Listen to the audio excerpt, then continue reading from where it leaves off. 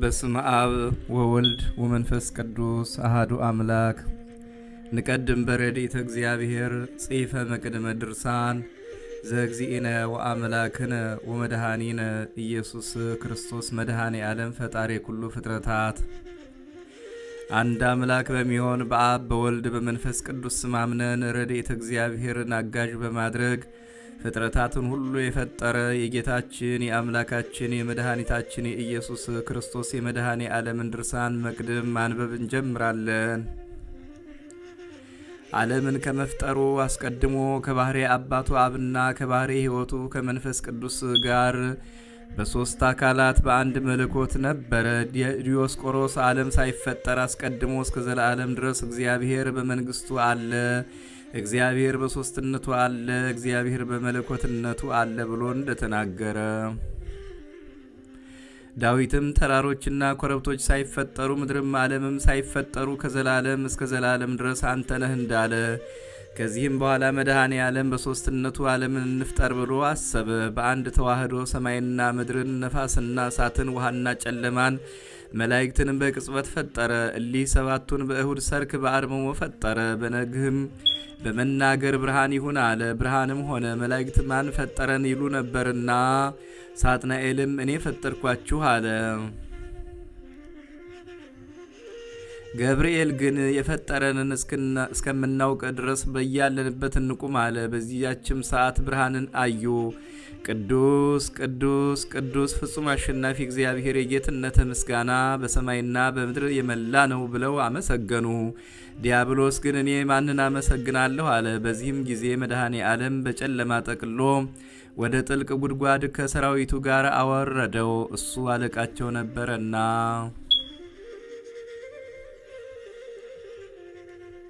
በዚያን ጊዜ ሚካኤልን ሾመው። የመላእክትን ቁጥርም ያለ እሱ ያለ ፈጣሪ በቀር የሚያውቅ የለም። እሱ ብሏልና ሆኑ፣ እሱም አዟልና ተፈጠሩ። እሁድ ማለት አንድ ማለት ነው። ሰኞም ውሃውን ከሶስት ከፈለው፣ በስድስትም የሚል ቃል በየቦታውም አሰፈረው። ከምድር እስከ ሰማይ እንደ እንቁላል የተደፈነ ነበርና ሰኞ ማለት ሁለት ማለት ነው። ማክሰኞም መድኃኔ ዓለም በሦስትነቱ ምድርን ቅጠልን በየዘሩ በየዘመዱ ታብቅል አለ። እንዲሁም ሆነ።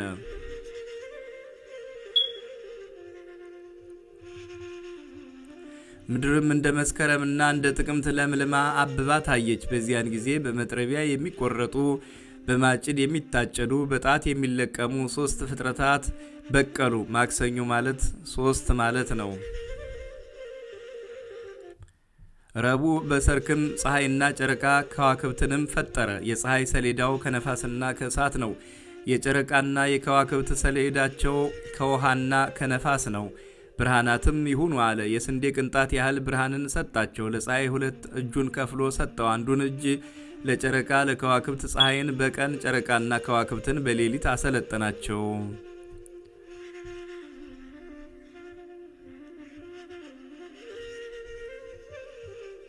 በዚህም የቀንና የሌሊት የአውራህና የዓመታት የዘመናትም የበጋና የክረምት ምልክት ይሁንላችሁ አለ።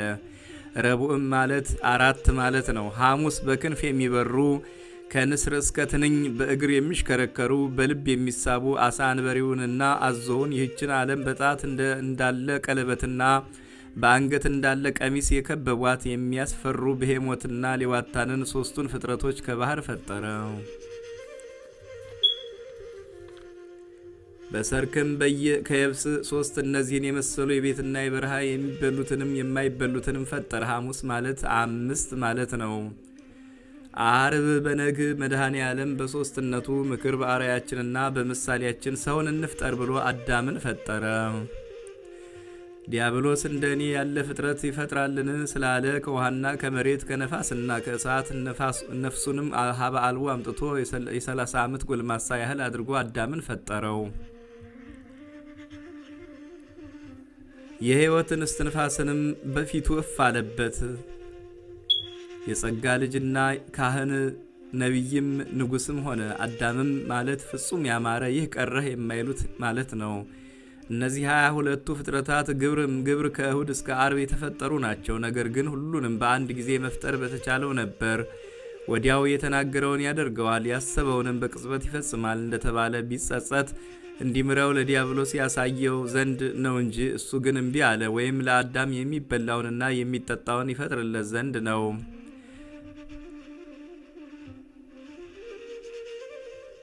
በሰባተኛዋ ቀንም አልፈጠረ። ሙሴ ከሥራው ሁሉ አረፈ እንዳለ አዳምን በእንቅልፍና በመንቃት መካከል ሳለ መድኃኔ ዓለም በሦስትነቱ ምክር ከጎኑ አንዲት አጥንትን ወስዶ የምትረዳው ጓደኛን እንፍጠርለት ብሎ የሕያዋን ሁሉ እናት የምትባል ሔዋንን የ15 ዓመት ቆንጆ የምታህል አድርጎ ፈጠራት።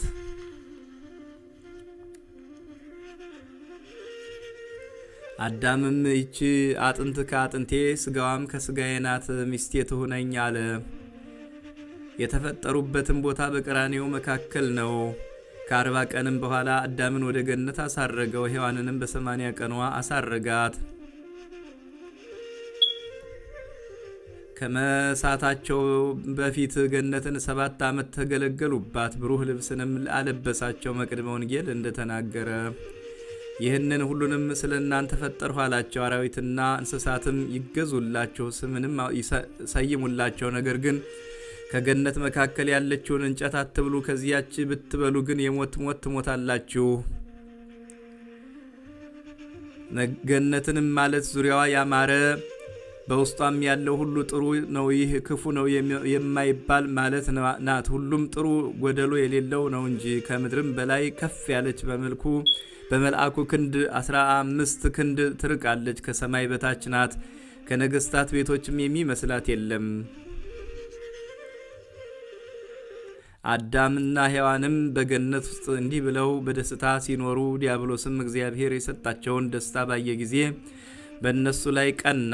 በሚያወርዳቸው ገንዘብ ምክንያትን ይፈልግ ነበር። በመቅድመ ወንጌል እንደተባለ ከክብራቸውም አዋረዳቸው። መድኃኔ ዓለም በሦስትነቱ ምክር ሰውን በምሳሌያችን እንፍጠር ባለ ጊዜ የተዋረደ የክፋቶች ማደሪያ ዲያብሎስ ሰው ከፈቃድህ ቢወጣ ምን ታደርገዋለህ አለ። መድኃኔ ዓለም ከኔ አንተን ቢወድ ከአንተ ጋራ ወደ ታች ወደ ሲኦል ይወርዳል አለው። ስለዚህም ሴትና ወንድን በመፍጠሩ ሰደበው፣ ከመላእክት አንድነትም አራቀው። 7 ዓመትም እያዘነ ኖረ። አዳምና ሔዋንንም ለማሳት ተነሳው የእሱን ቦታ ስለያዙ። በዚያን ጊዜም ስሟን ትሰየም ዘንድ ወደ ገነት ስትሄድ እባብን ከመንገድ አገኛት። በአማረ መልክሽ ተሰውሬ ሄጄ እንዳንቺ ስሜን እሰየም ዘንድ ተሸከሚኝ። የመልኬን ክፋት አይቶ አዳም እንዳይጠላኝ እኔም በኋላ እሸከምሻለሁ አላት። በዚያን ሰዓት ቃሉ ቢያምራት ተሸከመችው፣ ከአዳምም ዘንድ አደረሰችው። እሱም ከይሲ አለው። ወደ ሔዋንም ሄዶ የሰማይና የምድር ንግሥት ሆይ ሰላም ላንቺ ይሁን አላት። እሷም የእግዚአብሔር ሰላም ከአንተ ጋር ይሁን አለችው። ርጉም ዲያብሎስም ጌታችሁ ምን አዘዛችሁ አላት። በገነት ያለውን ሁሉ ብሉ አለን አለችው። ከፍሬያት ሁሉ ፍሬዋ የሚጣፍጥ በገነት መካከል ካለችው እንጨት ግን አትብሉ፣ ከዚያች እንጨት ብትበሉ ግን ሞትን ትሞታላችሁ አለን አለችው። ሞትንስ የምትሞቱ አይደላችሁም፣ ገዢዎች ትሆናላችሁ እንጂ መልካሙንና ክፉን ታውቃላችሁ አላት። ነገሩን ተቀበለችው። በዚያን ጊዜ ከልቧ ውስጥ ገባ፣ ከእባቢቱም ወጥቶ በሰውነቷ ሁሉ ተዋሃዳት። የዚያን ጊዜም የመዓዛው ጣዕም ድንቅ ከሚሆነው ከፍሬው ከአበባው ከቅጠሉ አምጥታ ክፉውንና በጎውን ከሚያሳውቀው እንጨት ትበላ ዘንድ አስወደዳት። በቀኝ እጇ ለአዳም በግራ እጇ ለእሷ በላችን። አንዳቸውስ እንኳ እንዳይተርፉ ሰይጣን እንዳስተማራት ከብርሃን ልብስም እንደተራቆቱ አወቁ። የበለስ ቅጠልንም ሰፉ፣ ኅብረታቸውንም ሸፈኑ፣ እጃቸውንም እንደ ልብስ አደረጉ። አምላክም አዳም ወዴት አለህ አለው። አዳምም ጌታዬ እነሆኝ ከዚህ አለሁ፣ ድምፅህንም በሰማሁ ጊዜ ፈራሁ፣ እኔ ራቁቴን ነኝና አለ። ምን ሆነህ አለው። እሱም ሔዋን አሳተችኝ አለው። ሔዋንንም ምን ሆንሽ አላት። እባብ አሳተችኝ አለችው። በዚያን ጊዜ እባብን ረገማት፣ እንዲህም አላት፣ በሆድሽ ሂጂ፣ መሬትንም ብይ፣ በአንቺና በሰው ልጅ መካከል ጸብ ይሁን፣ እነሱ ራስሽን ይቀጥቅጡ፣ አንቺም ተረከዛቸውን ጠብቂ አላት። ሔዋንንም በሕማም ውለጂ፣ ወልደሽም ፈቃድሽ ወደ ባልሽ ይሁን፣ እሱም ይግዛሽ፣ ይህችን እንጨት እንዳደማሻት በየወሩ ድሚ አላት። አዳምንም በፊትህ ወዝ ብላ እሾህና አሜከላ ይብቀሉብህ፣ አንተ መሬት ነህ፣ ወደ መሬትም ትመለሳለህ አለው። ዳባንም አልብሶ ምድረ ፋይዳ አወረዳቸው። ሱራፊንም ገነትን ዘግተህ በእሳት ሰይፍ ጠብቃት አለው። አዳምም እስከ 100 ዓመት ድረስ በባህር ውስጥ ቆሞ ንስሐ ገባ። መድኃኔ ዓለምም ንስሐውን ባየ ጊዜ ተስፋ ሰጠው፣ እንዲህም አለው፦ በ5 ቀን ተኩል ከልጅ ልጅ ተወልጄ በሜዳህ ድሼ በመስቀሌና በሞቴ ያድንሃለሁ አለው። አዳምም ሔዋንን አወቃት፣ መንታ መንታ 60 ልጆችን ወለደች። አንደኛ መቃብያን ምዕራፍ 28 ቁጥር 6። አዳምም በዚህ ዓለም 930 ዓመት ኑሮ ሞተ። ዘፍጥረት ምዕራፍ 5 ቁጥር 5። ነፍሱም ወደ ሲኦል ወረደች። ታላላቅ ነቢያት፣ ደጋጎች አባቶች፣ ነገሥታት ኃጢአትን ሳይሰሩ ወደ ደይን ወረዱ። ጳውሎስን እስከ ሙሴ ድረስ የበደሉትንም ያልበደሉትንም ሞት ገዛቸውን እንዳለ የአዳም በረከቱ፣ የመድኃኔ ዓለም ቸርነቱ፣ የእመቤታችን የጸሎቱ ኃይል ከእኛ ጋር ለዘላለሙ ይሁን አሜን። ወደ ቀደመ ጥንተ ነገራችን እንመለስና መድኃኔ ዓለም በሦስትነቱ ለአዳም ልጆች በቅዱሳኑ ላይ ድንቅ ነገርን እያደረገ ኖረ።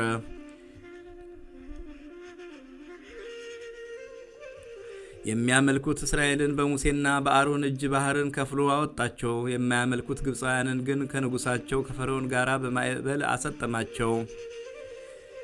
የሚያምነው ሕዝቅያስንም ከሕዝቡ ጋር ከሰናክሬም እጅ አዳነው። ከሰራዊቱም 18 እልፍ ገደለ። የሚያመልከው ኖኅንም ከልጆቹ ጋር ከጥፋት ውሃ አዳነው። ትእዛዙን የማያደርጉትንም በጥፋት ውሃ አጠፋቸው። ሎጥንም ስላመለከው አዳነው። በሰዶምና በገሞራ በነበሩት ሰዎች ስላላመለኩት እስከ ምጽአት በላያቸው እሳት ይነዳል። ከዚህ የበለጠ ተአምራትን በየዕለቱ እያደረገ ሳለ የኢያቄምና የሐና ዘመን ደረሰ። በነሐሴ በ7 ቀን እመቤታችን ማርያም ተጸነሰች። ግንቦት 1 ቀንም ተወለደች። አባትና እናቷ በ3 ዓመቷ ታኅሳስ 3 ቀን ወደ ቤተ መቅደስ ባስገቧት ጊዜ በመልአኩ እጅ ህብስት ሰማያዊና ጽዋ ሰማያዊ እየተመገበች ኖረች። ከዚህም በኋላ የአይሁድ ካህናት ተማከሩ። 15 ዓመት ከሆናት በኋላ የሴቶች ልማድ እንዳይመጣባት ብለው አወጧት። ዮሴፍንም የእግዚአብሔርን ኃይል እስከምናይ ድረስ ጠብቃት አሉት። የዮሴፍ ሚስት አልነበረችውምና ስለዚህ ነገር የዮሴፍ እጮኛ ተባለች። የገሊላ ክፍል ወደምትሆን ወደ ናዝሬት ወሰዳት። በዚያም ሐርና ወርቅን እየፈተለች ሳለች ገብርኤል ተገልጾ ጸጋን የተመላሽ ከሴቶች ተለይተሽ የተባረክሽ ነሽ፣ ደስ ይበልሽ አላት። ከቃሉም አነጋገር ሰምታ ደነገጠች። ይህ እንዴት ያለ ሰላምታ ነው እንጃ!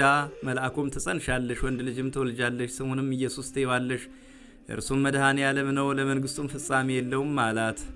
እሷም ምድር ያለ ዘር ታበቅል ዘንድ ሴትም ያለ ወንድ ትጸንስ ዘንድ እንዴት ይቻላል አለችው። መልአኩም እንዲህ አላት፣ መንፈስ ቅዱስ በአንቺ ላይ ይመጣል፣ የልዑል ኃይልም ይጋርድሻል። ስለዚህ ደግሞ ከአንቺ የሚወለደው ቅዱስ ነው፣ ለእግዚአብሔር የሚሳነው ነገር የለምና አላት። ማርያምም እንደ ቃል ይሁንልኝ አለችው። የዚያን ጊዜም አብ ለማጽናት መንፈስ ቅዱስ ለማንጻት ከእርሱ ከመድኃኔ ዓለም ሳይለዩ በማኅፀኗ አደረ። ከስጋዋ ስጋን ከነፍሷ ነፍስን ነሳ። ከኃጢአት በቀር ፍጹም ሰው ሆነ። ይኸውም መጋቢት 29 ቀን እሁድ በ3 ሰዓት ነው። የጽንሷም ወራት 9 ወር ከ5 ቀን በተፈጸመ ጊዜ እንደ ሰው ሁሉ ታኅሳስ 29 ቀን በቤተልሔም ተወለደ። አህያና ከብትን በእስትንፋሳቸው አሟሟቁት። እረኞችና ሰብአ ሰገልም ሰገዱለት። ወርቅና ከርቤ፣ ዕጣን፣ እጅ መንሻ ሰጡት። በ8ኛውም ቀን ተገዘረ። በ40ኛው ቀን እጉለ ርግብ ዘውገ ማዕነቅ ይዞ ወደ ቤተ መቅደስ ገባ። ስምዖንም በታቀፈው ጊዜ ዓይኑ በራ፣ በየጥቂቱም አደገ። ለዘመዶቹም እየታዘዘ ይህችውም እናቱ ናት። በ30 ዓመቱም በዮሐንስ እጅ በዮርዳኖስ ተጠመቀ። አብም የምወደው ልጄ ይህ ነው፣ እሱን ስሙት አለ። መንፈስ ቅዱስም በነጭ ርግብ አምሳል ወርዶ በራሱ ተቀመጠ። 40 ቀንና 40 ሌሊትም ጾመ፣ ተራበ፣ ተጠማም። ለእኛም አብነት የሆነን ዘንድ ከዲያብሎስ ዘንድ ተፈተነ።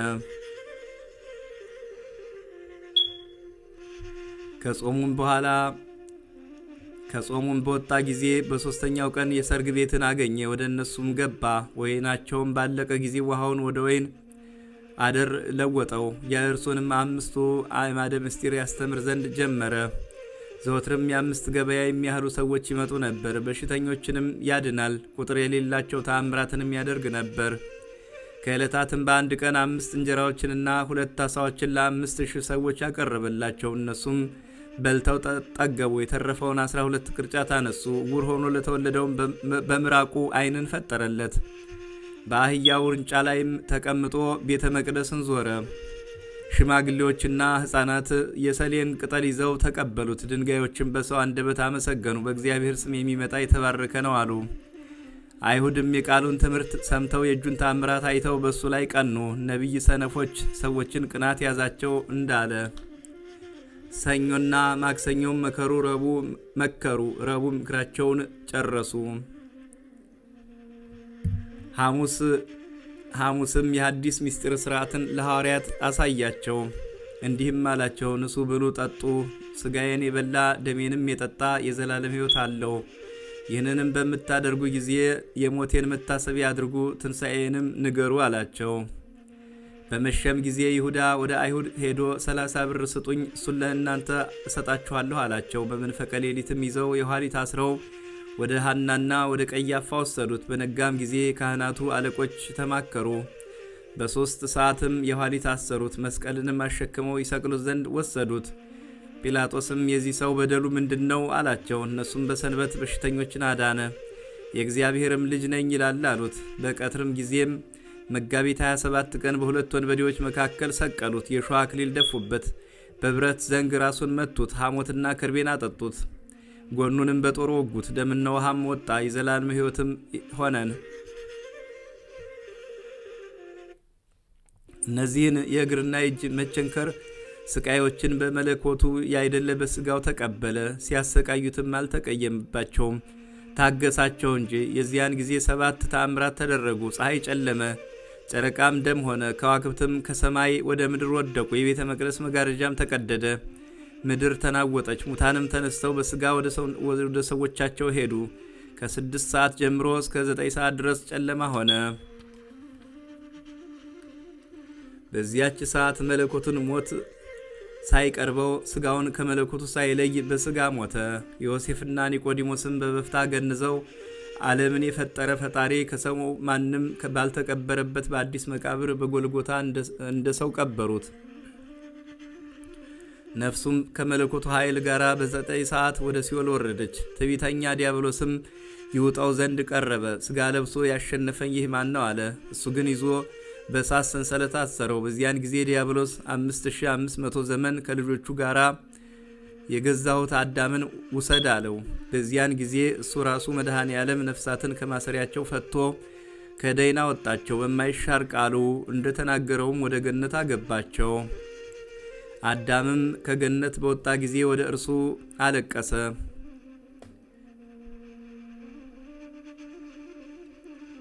ከልጅ ልጅ ተወልጄ አድንሃለሁ አለው። ከደይንም ባወጣቸው ጊዜ ዚያን ሰዓት የዓለም መድኃኒት ተባለ። ያደረጋቸው ድንቅ ሥራዎችም የበረሃ እንጨቶች ብር ቢሆኑ፣ ውሃዎችም ቀለማትን ቢሆኑ፣ ሰማይና ምድር ብራና፣ ድንጋዮችም መድመጾች፣ ሰውና መላእክትም ጸሐፍት ቢሆኑ የመድኃኔ ዓለም ድንቅ ሥራው ባላለቀም ነበር። መድኃኔ ዓለም ማለት የዓለም መድኃኒት ማለት ነው።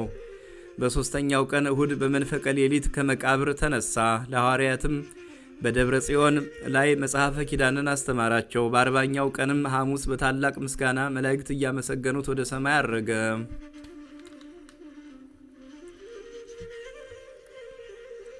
በ50ኛውም ቀን በዕለተ እሁድ መንፈስ ቅዱስን እንደ እሳት ሆኖ በሐዋርያት ላይ ወረደ። በየሀገሩም ቋንቋ ተናገሩ። ዓለምንም በዕጣ ተካፍለው በስሙ አስተማሩ። ዳግመኛም በሕያዋንና በሙታን ለመፍረድ ከቅዱሳን መላእክቶቹ ጋር በምስጋና ይመጣል። ሰማይና ምድርም ከፍጥረታት ሁሉ ጋር ያልፋል። በዚያን ጊዜ ጻድቃንን በቀኙ ኃጥአንን በግራው ያቆማል። ለሁላቸውም እንደ ሥራቸው ይከፍላቸዋል። በዚያን ጊዜ መድኃኔ ዓለም በተባለ በወልድ ያመነ የዘላለም ሕይወት አለው። መብዓ ጽዮንም ይህን ሁሉ አይቶ መድኃኔ ዓለምን ወደደው፣ መታሰቢያውንም አደረገ። እሱም በዚህ ድርሳን ውስጥ ስሙን ለሚያነሳ ሰው ቃል ኪዳን ሰጠው። የመድኃኔ ዓለም ይቅርታውና ቸርነቱ የመብዓ ጽዮን ጸሎቱ እስከ ዘላለም ድረስ ከሁላችን ሕዝበ ክርስቲያን ጋር ለዘላለሙ ጸንቶ ይኑር፣ አሜን።